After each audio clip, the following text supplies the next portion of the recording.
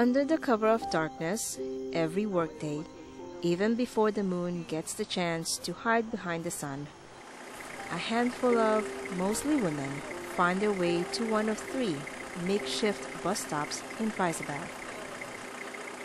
This one very early morning here at Zakaria Old Road Junction, we meet these women, who, like a generation before them, have lived this very same life, sacrificing waking moments with their families. You do what you have to do just to reach to work, but it's not an easy task to get up early in the morning just to make sure you get this bus to reach to work. It is a cycle that Afisha John, who recently found an internship in Port of Spain, finds herself repeating. My mom, she used to work in town, and she used to have to come out at 3 o'clock at times to get the bus because sometimes it would be full from higher up. So it was a lot of rush for space. There is only one special bus service that leaves this area. The bus runs through here between 4 and 5 a.m., no specific time, forcing them to stand here in the dark, even when it rains, to wait for that bus. And there is one bus that leaves Port of Spain at around 4:30 in the afternoon and gets them home, usually after dark.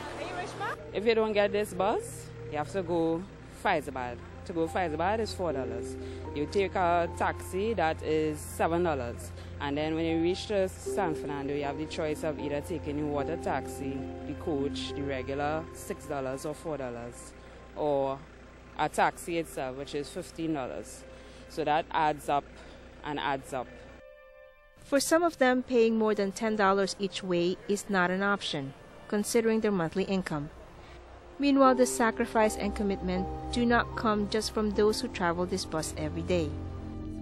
For the last 3 years, I just have to take my daughter at 3 o'clock to drop her at Robert Hill to get the special service bus to Port of Spain on mornings. Mr. Duke's daughter is fortunate to get the support. Mr. Duke tells us there are those who have to go through a lot more. I have a few young ladies who I give a ride on mornings to Robert Hill to get a bus, and they don't have a vehicle, and some of them is just from single parent home, some who just they lost their husband, and they because of the job they have to survive, they have to come up here, and yes, about 10 of them I know often. These are just a few stories we heard as we visited the villages where the Point 14 highway will run through.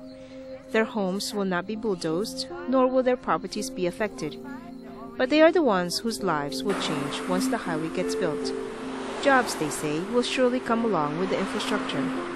But for now, for these women, for Mr. Duke's daughter, this is how they live their lives. She looked at all the factors, that the stress, the strain, and the commitment, the commuting to and from Port of Spain. She had looked at all of those.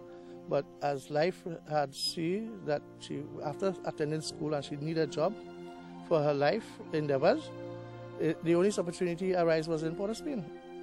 Some suggest maybe provide another bus to accommodate the growing number of commuters in the early mornings. Others say that is a short-term solution to an obvious problem. The vacancy was in Port of Spain. It hardly have vacancies in South. But despite what may seem to many of us as a daunting commitment, there are those who told us during our visit here that a highway is not necessary, to just give them another bus service, or just fix their existing roads. Change, it seems to some of them, is an even more difficult possibility to consider.